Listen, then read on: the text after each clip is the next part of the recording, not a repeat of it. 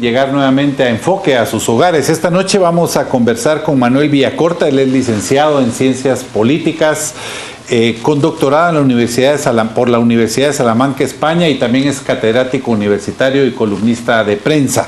Con él vamos a hablar de un tema que nos debe llamar a la reflexión a todos. Vamos a hablar sobre los logros positivos, las cosas negativas que han dejado los gobiernos en esta época, en esta era democrática que principió en 1986 con la democracia cristiana y Vinicio Cerezo.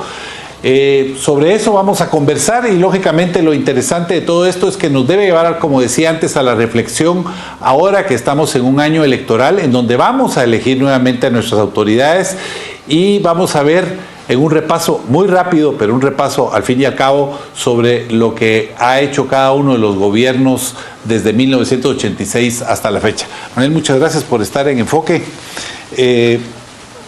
Tu expertise y tu misma trayectoria pues te ha llevado a ver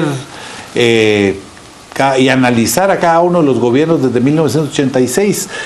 Antes de ver uno por uno, diríamos que hemos avanzado como país. ¿El sistema de partidos políticos nos está llevando a algo novedoso o estamos más bien retrocediendo?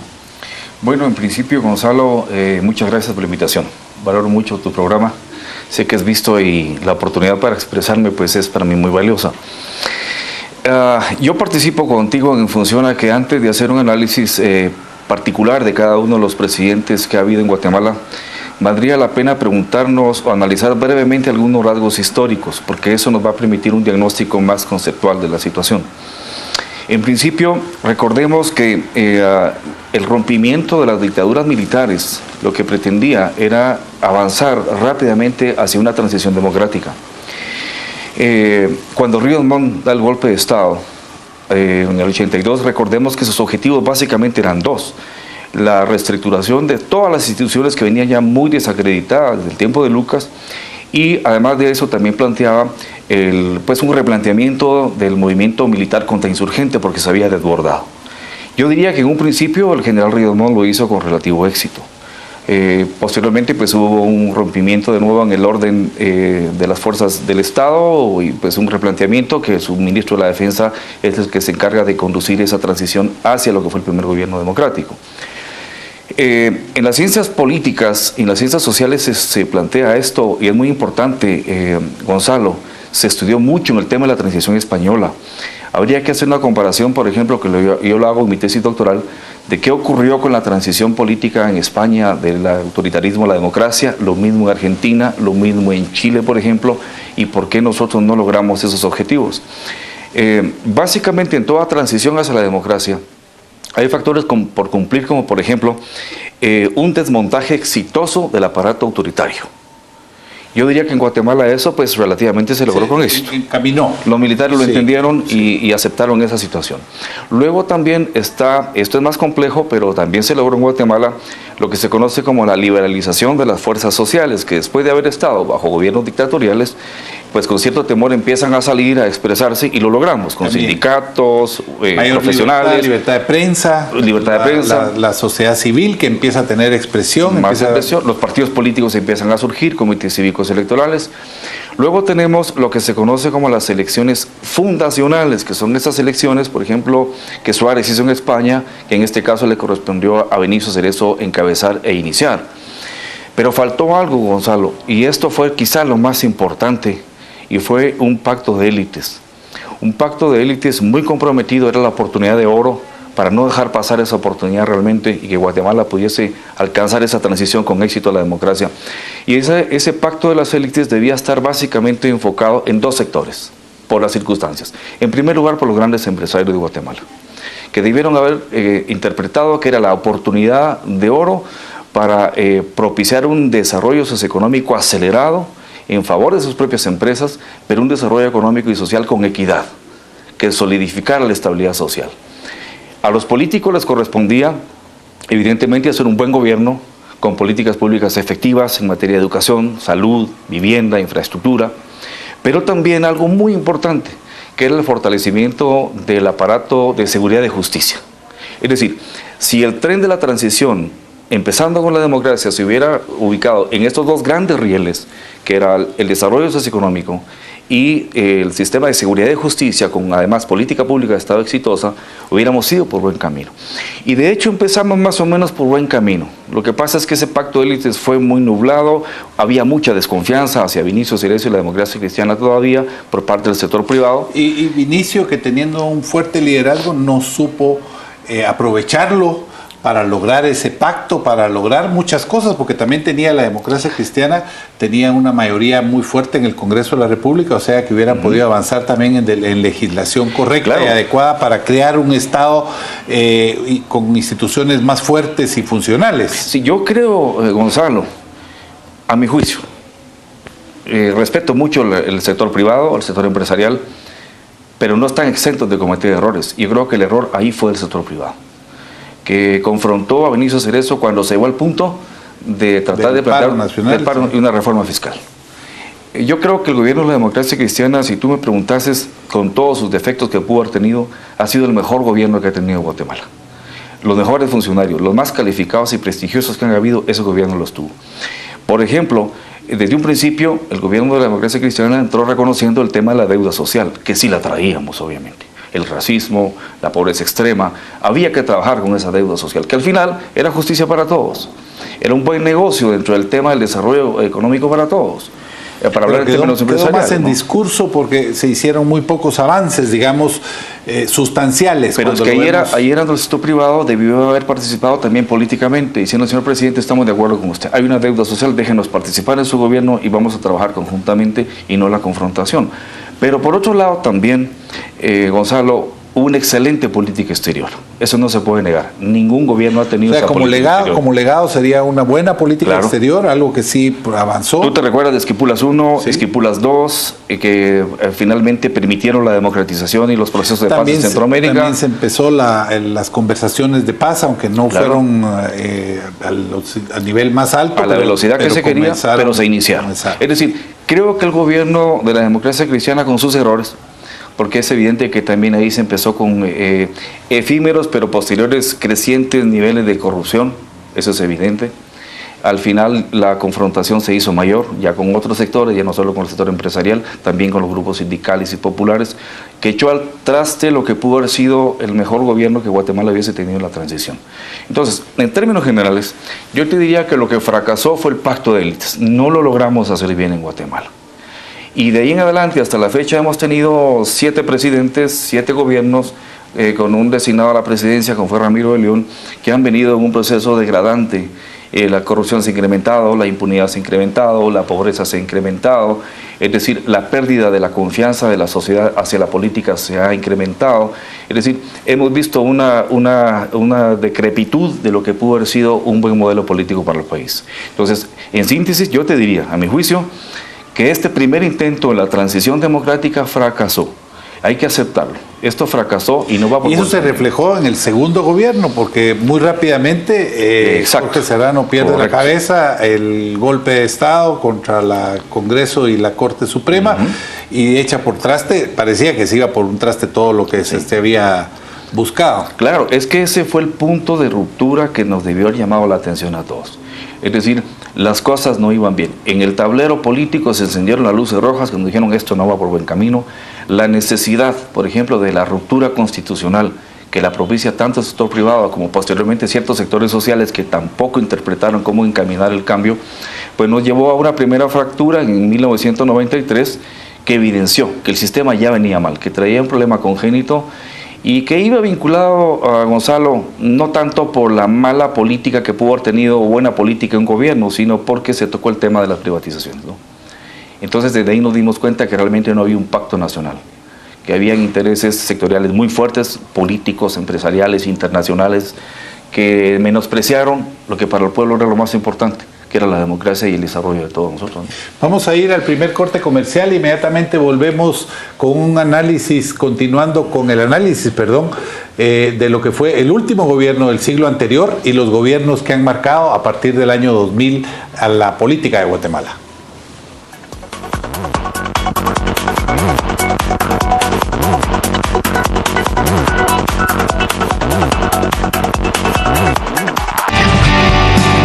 Estamos presentando Especiales de Canal Antigua.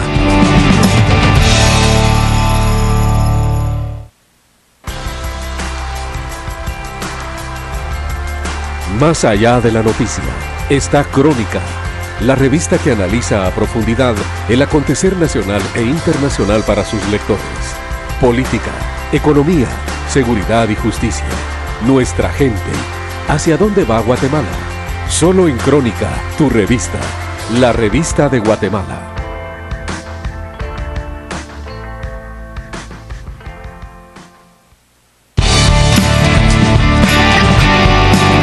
Estamos presentando Especiales de Canal Antigua.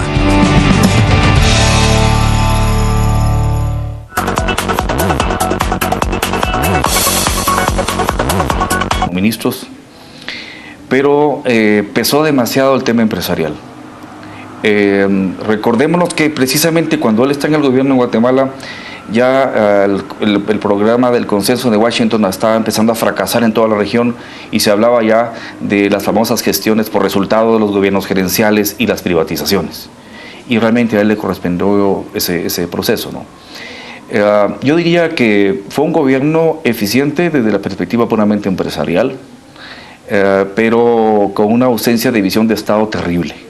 Bueno, y yo creo que con el correr de los años se ha hecho evidente que mucha de la corrupción que se desencadenó, porque siempre ha habido, siempre ha existido, pero que se desencadena es por la introducción de las ONGs que fueron en su gobierno, contratar ONGs para evitar la fiscalización, los fideicomisos y sobre todo las privatizaciones tan oscuras, porque si bien es cierto que los sectores empresariales destacan que ahora tenemos más teléfonos, que ahora tenemos mejor electricidad, la verdad es que todo eso se hizo, pero a un costo que el Estado tuvo que pagar porque todo se vendió más barato, todo se le dio a amigos, fue una piñata más grande de lo que en realidad hemos llegado a saber en detalle. Y precisamente por eso yo te mencionaba que pesó mucho el no tener una visión de Estado.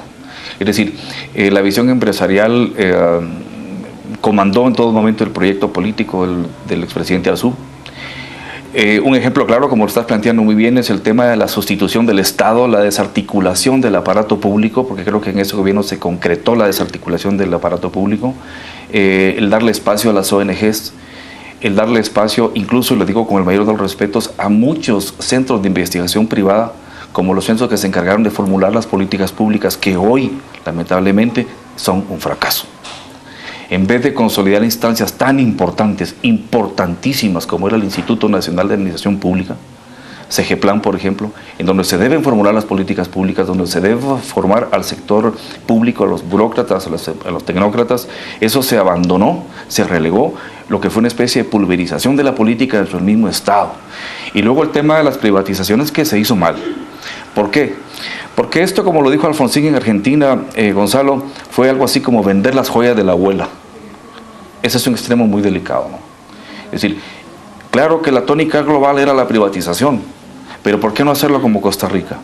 Podemos privatizar entonces Guatel, pero lo vamos a hacer escalonadamente y por fases. Lo mismo con el INDE y con INDECA y con todas las empresas públicas. ¿Por qué? Porque esas empresas públicas le representaban de una u otra forma ingresos fuertes, frescos y constantes al Estado. A partir de no tenerlas, el Estado empezó a caer en esa crisis fiscal que tenemos terrible y que hoy nos está agonizando a todos. Es decir, faltó esa visión del Estado, así no, está bien, vamos a privatizar por parte de las empresas del Estado en ciertos rubros, en ciertos reglones donde en mecánica de la tecnificación, la cibernética se debería hacer, pero en función, por ejemplo, de la adquisición de recursos frescos para el Estado, la vamos a mantener. Tecnología. Claro. Bueno, al no tenerlas, fue como que si yo viviese del alquiler de 3 casitas que tengo y mis hijos me las venden, por ejemplo, ¿de qué voy a vivir? Entonces yo creo que la gestión tiene más sombras que luces a mi perspectiva, ¿no? Es decir, se pudo haber hecho un mejor gobierno si se hubiera preservado una mejor política de Estado. Y el siguiente gobierno, porque hemos tenido gobierno, lo interesante es que vamos cambiando Parece como que vamos de una derecha a una izquierda. En ningún caso ha sido extrema, pero en todo caso hemos estado en un sistema pendular. Luego vino Alfonso Portillo con su populismo, que tampoco nos dejó un país más estable, sino muy confrontados, y además con la corrupción muy adentro ya de todo el sistema del Estado.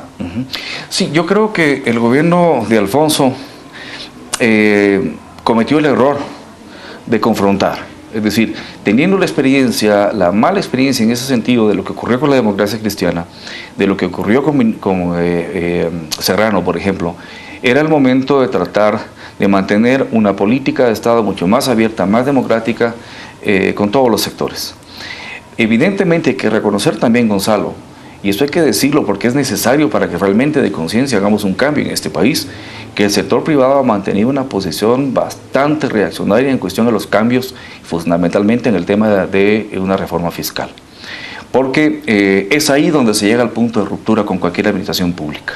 Lo estamos viendo con el presidente Otto Pérez Molina en este momento y el sector privado. Es decir, tenemos que entender que no puede ser coincidencia. El PNUD, por ejemplo, nos explica con claridad en todos sus estudios, los 4 países que han tenido un mejor desarrollo y desempeño económico de América Latina, Argentina, Chile, Colombia y Brasil, tienen un presupuesto del Estado que supera el 20% del PIB. Los 4 países más atrasados, Honduras, Haití, Guatemala y Nicaragua, van llegando apenas por el 10% del PIB. Es decir, ciertamente que los recursos, cuando se actúa con corrupción, con incapacidad, con mala administración, simplemente no alcanzan. Pero es evidente que con un 10% este país y el Estado no puede funcionar. Entonces, yo creo que volvimos al mismo punto con Alfonso Portillo, el tema de las confrontaciones, la falta de pacto, la falta de la capacidad política, que en este caso sí es una responsabilidad del gobierno, de no poder convocar a todos los sectores, vender una buena idea respecto a lo que tenemos que hacer, convencer a los sectores y salir adelante con eso. Es decir, otra vez se reiteró el tema de que en Guatemala persiste la confrontación y la falta de tolerancia. Es otro gobierno del que no podemos decir nada. Creo yo que lo más crítico, uno de los aspectos que me gustaría destacar es que tanto Vinicio Cerezo como Arzú, Vinicio Cerezo le llamaban la planadora verde en el Congreso, después fue la planadora amarilla y luego tuvimos la planadora azul. Fueron los 3 gobiernos que contaron con un Congreso, lo cual facilitaba que pudieran impulsar políticas y lo cual hace más evidente que sus logros son parte de un gran fracaso porque pudieron hacer mucho más que otros gobiernos que vinieron después, que tuvieron que tener ya congresos con los cuales tienen que negociar, como está sucediendo ahora. Después de eso viene el gobierno, otra vez el péndulo se va otra vez a la derecha y venimos con Oscar Berché. ¿Hay algo rescatable dentro de la administración del presidente Berché? No, yo diría que fue un gobierno anodino, que fue un gobierno que se fue neutro los 4 años, que no enfrentó para nada los problemas estructurales del país, por el contrario, dejó que la inercia de las demandas potenciadas crecieran, nos entregó un país en peores condiciones que como recibió el gobierno, el expresidente Berché. Y después de Berché, ya nos estamos acercando, viene Álvaro Colom, otra vez damos el péndulo a la izquierda, una socialdemocracia, que yo reconozco que vino a hacer algo que mencionabas que había hecho Vinicio Cerezo al principio, y era, Vinicio hablaba de la deuda social.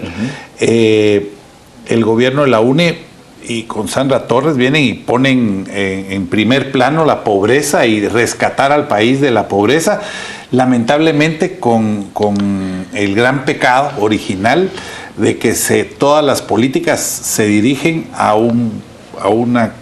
algo clientelar, a hacer que todos los programas sociales se vuelvan clientelares y que fortalecer la campaña que finalmente no se dio de Sandra Torres. Sí, es decir, si tú le extraes al gobierno de la UNE esa política social susceptiblemente buena en relación a asistir a los más pobres del país, si tú le extraes eso, no queda nada. Porque es evidente que el tema de la violencia y la inseguridad fue un acoso permanente para la población. Es evidente que la corrupción, y lo vimos en los mandos más cercanos a él, se profundizó. Es evidente que no hubo política pública social certera, una política que tú digas realmente el sistema de la educación en Guatemala cambió o se sentaron las bases o los cimientos de un verdadero proyecto de educación en el país, en el tema de salud. Sigue siendo el gran reto. Únicamente hubo políticas emergentes que evidentemente estaban preparando el camino para un segundo gobierno de la UNE, en donde se pensaba que tal vez ya la esposa de él iba a tener una capacidad mucho más amplia de ejecución de política pública ampliada, ¿no? Es decir, de realmente efectividad. Pues todos sabemos que no pudo participar, se abortó lo que pudo haber sido un intento de la ONU de demostrar que en un segundo periodo sí iba a haber un cambio significativo en lo que es el tema estructural, social y económico de Guatemala, pero pues como lo que se impone es la realidad te dice que fue un gobierno más en donde pues el país no sintió, no percibió, no experimentó un cambio significativo. Vamos a ir al último corte comercial y volvemos con la parte final y las conclusiones de Enfoque esta noche.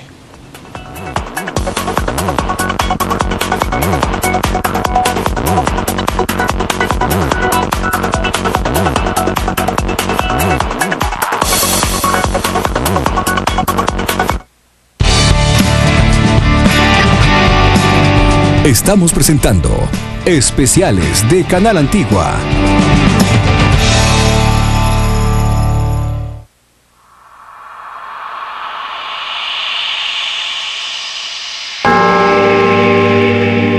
Soy la Antigua.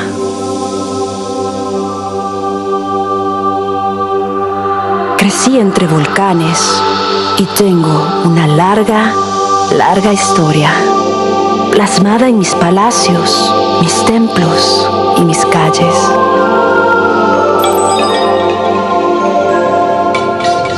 He pasado desastres y épocas de gloria. Soy patrimonio de la humanidad y atravieso una grave crisis. Pero ahora tengo una voz que refleja la vida y la opinión de mi gente. Crónica Antigua. Habla por mí.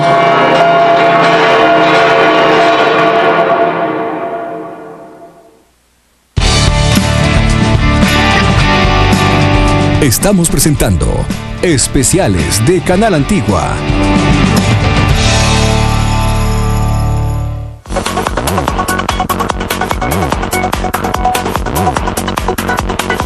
¿Qué nos pasó? Yo creo que los guatemaltecos rehuimos las realidades, Gonzalo. Nos da miedo enfrentar la verdad. Tenemos que aceptar con valentía de que esa transición fracasó. Tenemos que aceptar que aquí todos los sectores somos culpables. La academia, el sector empresarial, el sector político, el sector social. Todos somos responsables en una u otra medida. Entonces, si esto fracasó, pues es una pena decir que llevamos ya 30 años perdidos, toda una generación. Pero aquí tendríamos que hacer un esfuerzo de nuevo por otro nuevo pacto de élites. Quizás ya con esta experiencia dolorosa, en donde todos hemos perdido, un nuevo pacto de élites, en donde tú ves ahora, por ejemplo, cuánto político ofrece el cielo y la tierra, políticos nuevos y emergentes aparecen por ahí ahora también ofreciendo de que en 4 años van a cambiar Guatemala. No lo van a poder hacer y tampoco lo van a poder engañar. Pero sí cambian sus vidas. Cambian sus vidas y su estado financiero. Sí. Pero el tema es, aquí tiene que haber honestidad, es decir, hagamos un pacto de élites, ¿no? Y el primer gobierno que va a surgir del año 16 en adelante es un gobierno de transición, que tiene que tener integrados a todos los sectores, ciertamente empresarios, los campesinos, los trabajadores agrícolas, los trabajadores del sector público, el sector privado, pobladores, indígenas, todos, dentro de una agenda de confianza, de compromiso, en donde vamos a de nuevo a derrumbar esa casa que es Guatemala, esta Guatemala deforme que no nos es útil, que nos es inviable. Manuel, y suena muy bonito, de verdad. Yo te diría que suena algo como un sueño que ojalá hagamos realidad, pero ¿es posible en el corto plazo que tenemos en este año electoral? Sí, mira, Gonzalo, yo estoy totalmente confiado y seguro de que ganar las elecciones presidenciales en Guatemala es lo más sencillo del mundo. Porque no tienes, si tú te lanzas, porque no vas a tener competencia. Si tú hablas con la verdad, si tú le hablas directamente y con franqueza al pueblo, el pueblo te va a entender. Se dice que el pueblo guatemalteco es ignorante, que el pueblo guatemalteco es irresponsable en el tema político, y eso no es cierto. Este pueblo, desde un campesino hasta un empresario, te pueden hablar de que es un golpe de Estado, que es una guerra interna, que es un fraude electoral, que es corrupción. Es un pueblo que conoce el tema político integralmente. Lo que no ha tenido es verdaderos líderes, verdaderos gobiernos democráticos. Entonces yo creo que suena bonito, que suena utópico, pero que es alcanzable. Si se puede crear un proyecto de unidad nacional, seguramente esta vez el pueblo sí va a responder y lo va a apoyar, porque nos urge a todos. Pero que se entienda que es un gobierno de transición, que no es un gobierno para que se hagan millonarios quienes lleguen al poder, que no es un gobierno para impulsar los egos o la sociopatía de los que estén ahí. No, es un gobierno responsable de transición, al que va a hacer el trabajo más delicado de volver a hacer el zanjeo, para volver a fijar cimientos, para volver a levantar una nueva casa. Es posible, porque además, Gonzalo, es que no tenemos otra alternativa. No, yo estoy claro. El problema es que con las opciones que tenemos a la vista no pareciera como que hay una corriente de cambio. O sea, todas las corrientes que tienen opciones reales o que tienen un respaldo de partido político funcionan dentro de ese sistema de partidos políticos que está fracasado. Perverso y fracasado. Entonces, el problema es cómo podemos como sociedad enfrentar a los políticos. Ese es el gran reto que debemos ir construyendo en el 2015, claro. Y si no se puede hacia el futuro, también pensar, claro, que es una pelea de largo plazo. Yo estoy muy optimista. Yo creo, Gonzalo, y creo en las políticas de shock, creo en los colapsos, creo en los puntos de ruptura, porque eso nos lleva a enfrentar la realidad. Guatemala no puede continuar como está. Es obvio. Ya no somos ni siquiera un problema interno. En la Casa Blanca, en el Pentágono, en el Parlamento Europeo, en el Congreso de Estados Unidos, Guatemala es sinónimo de problema. Tenemos que cambiar eso por los jóvenes y los niños de este país. Manuel, muchas gracias por tu participación. Espero que lo que hemos conversado esta noche sirva para que todos los guatemaltecos vayamos entendiendo, primero, que debemos cambiar, que lo que se ha caminado es absolutamente insuficiente para aspirar a un país mejor, en donde la mayoría de guatemaltecos tengan oportunidades y que por lo tanto toda la sociedad guatemalteca pueda vivir mejor. Si seguimos haciendo lo mismo, vamos a tener más de lo mismo. Y hasta ahora se han venido repitiendo gobiernos tras gobierno con los mismos resultados, que no llegan a ser más que dejar una herencia negativa al siguiente gobierno que viene. Estamos en un año electoral, un año en el que lo más importante es que los guatemaltecos meditemos qué es lo que merece el país, qué es lo que merecen nuestros hijos, qué es lo que merece Guatemala. Muchas gracias por su atención. Volveremos el próximo martes con otro enfoque a las 8 en punto de la noche por este mismo canal.